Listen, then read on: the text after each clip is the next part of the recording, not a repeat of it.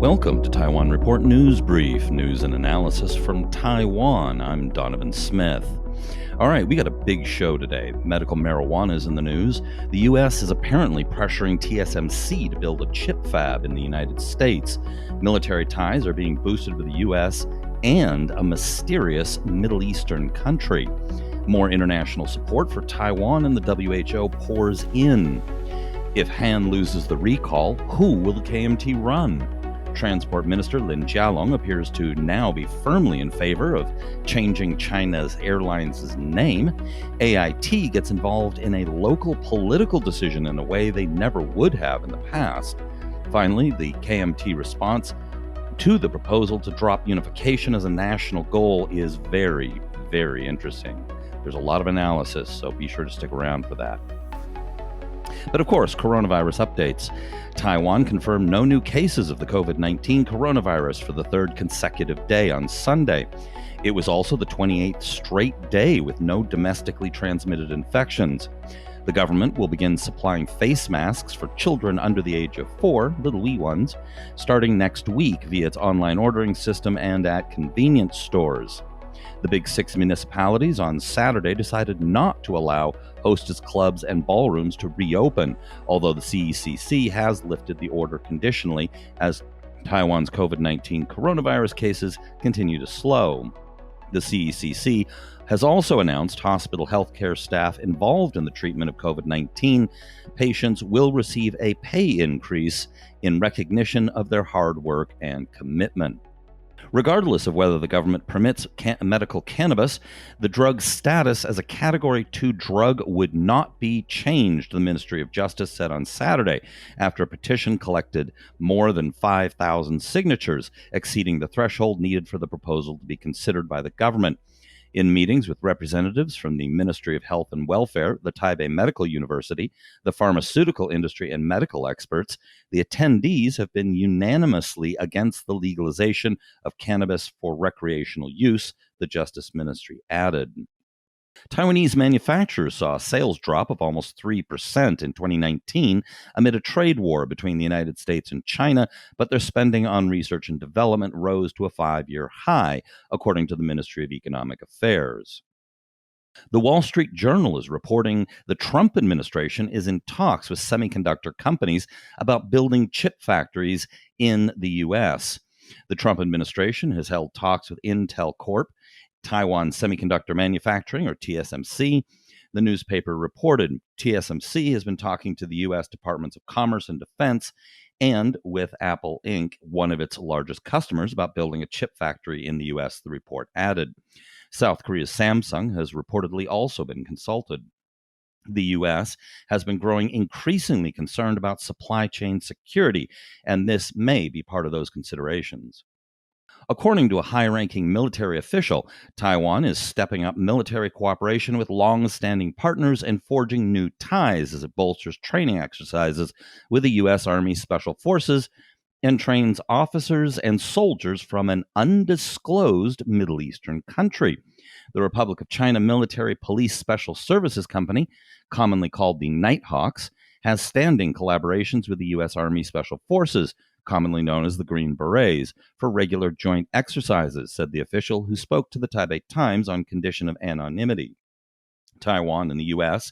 have increased the frequency of training and adapted course materials to meet the needs of the security situation in East Asia, the official added. The source also said that Taiwan had reached an agreement with a Middle Eastern country to provide counterterrorism training in that nation's to that nation's officers and soldiers in Taiwan, without discussing the country's name. The first group of trainees has completed their training and returned to their home country, but the second group's arrival has been delayed due to the COVID-19 pandemic, the source said. Visits by high-ranking officers to Taiwan and the Middle Eastern country would likely be normalized in the future, the source added. Any thoughts on which Middle Eastern country this may be? My best guesses are Yemen and Israel, though Israel seems to hardly need any training on counterterrorism. But these are just guesses. If you have any thoughts on which country it might be, let us know in the comments below. Leaders of the United States Congressional Foreign Affairs Committee sent a letter to 55 countries urging them to support Taiwan's participation in the World Health Organization. As the world seeks to combat the spread of COVID 19, quote, it has never been more important to ensure all countries prioritize global health and safety over politics, the letter said. It also highlighted Taiwan's strengths in the field of public health.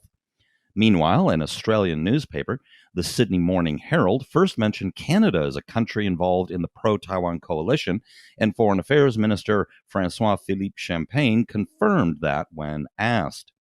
Quote, Canada continues to support Taiwan's meaningful participation in international multilateral fora, where its presence provides important contributions to the public good, Champagne said in an email to the Canadian press.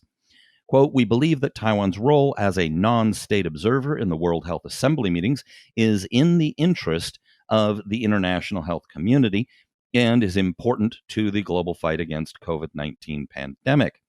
Now, it is heartening that Minister Champagne has finally learned how to pronounce the word Taiwan, but it's a little annoying that he refers to Taiwan as a non-state.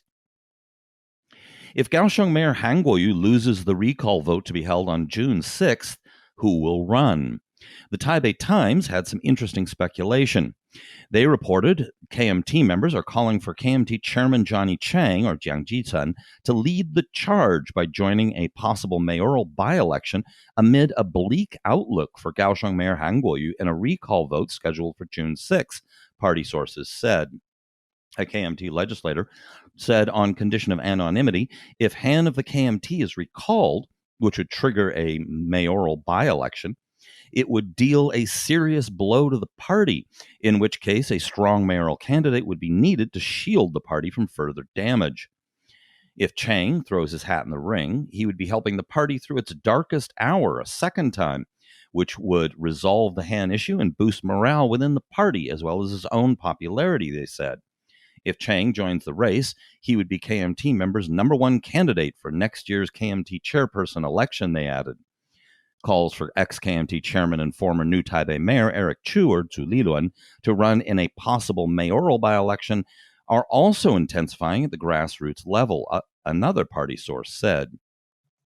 Jiang and Chu Zhu are the top choices of many party members because either of them could run for KMT chairman next year, while analysts have said that Han could also vie for the position, the source said. Another anonymous lawmaker said Kaohsiung Deputy Mayor Li Sichuan would be a, quote, safer bet. Li is from southern Taiwan and familiar with the city's municipal affairs, the lawmaker said. Kaohsiung residents do not have too big of an issue with Li as they just dislike Han, the lawmaker said, adding that Li is deemed less political. Now, there's a lot to unpack here. It is interesting that party insiders still think Han might run for party chair in May next year, even if he loses the recall vote, and following his disastrous presidential run. He has, however, reportedly gotten tens of thousands of his followers to join the party, and he has run for the post in past, so we know he wants it. Johnny Chiang making a run at it would be surprising, at least to me. He's the current KMT chair and is also a popular Taichung legislator, having won his seat by a big margin. Running for mayor of Kaohsiung would be distracting. There would be pressure on him to give up his legislative seat, and frankly, the KMT is going to be facing a serious uphill battle in Kaohsiung, no matter who runs, especially for an outsider. So for him, there is much to lose. Eric Chu has less to lose. He was term limited out of office in New Taipei, where he was fairly popular, and so has time on his hands. The question is, does he have the drive or the interest to make a tough run in Kaohsiung as a northerner? It would also be a step down. Kaohsiung is a much smaller city than New Taipei. I don't know much about Deputy Mayor Li, though that his given name is a province in China probably doesn't help his cause in traditionally pan-green Kaohsiung.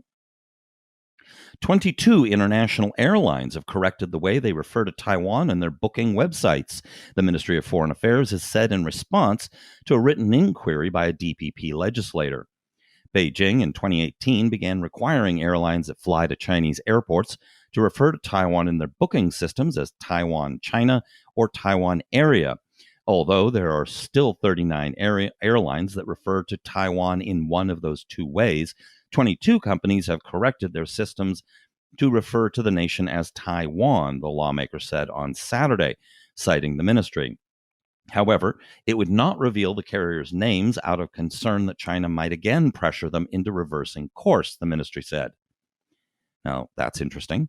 I'm sure that the Chinese can figure out how to use online booking systems, but just a guess. Meanwhile, local papers are reporting that Transport Minister Lin Chia-lung has stated that he intends to continue to strive for name rectification for China Airlines. That suggests he is fully on board for this after earlier being a bit vague.